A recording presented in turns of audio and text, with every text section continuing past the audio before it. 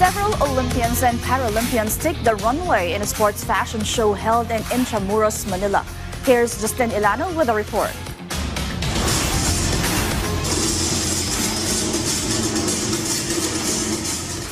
Gintong sinag, hinabi ng lakas, ginawa ng may pagmamalaki. That's the theme of the sports fashion show held last night along Intramuros, Manila that celebrates Filipino athletes and cultural heritage. Led by First Lady Liza Araneta Marcos and other sports personalities, the event paid tribute to Filipino athletes and highlighted the beauty of weaving as part of the nation's culture and history. Before the runway show of models and athletes, Philippine Sports Commission Chairperson Richard Bachman emphasized that the fashion show showcased the exceptional talent of Filipinos in design.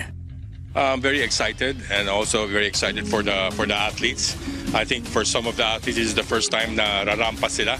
So it's actually good to see them. I was there kanina behind the scenes and seeing them actually practice and with all the uniforms, I'm very happy. Philippine Olympic Committee President Abraham Bambol Tolentino also attended the event and revealed the possibility of selecting outfits for the national team to wear in upcoming international competitions. Makakapili tayo ng damit with the Filipino fabric, di ba? Nagagamitin natin sa mga future sa opening ceremony, SEA Games, Asian Games, and Olympics. Tingnan natin kung may mapipili tayong angkop na angkop. So, why not? At around 7 p.m., the models and several Paralympians, including Aline Ganapin, Angel Autumn, and Gerald Mangliwan, took to the runway one by one. The crowd couldn't help but cheer as 2024 Paris Olympics bronze medalist boxers Nesty Petesio and Ira Villegas made their entrance. Also stealing the spotlight was Carlos Yulo, who strutted the runway wearing the creations of the renowned fashion designer Abel Bacujo.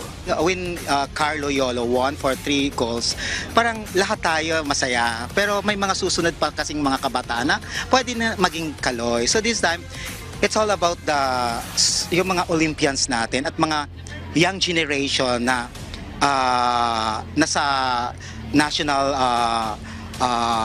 Academy of Sports. So, they need fans kasi. So, I think it's about time na bigyan natin sila ng pagkakataon na parang hindi lang magiging 2 medal tayo na iuwi, kundi mas maraming gold medalist pa kung bibigyan natin sila ng pagmamahal at suporta.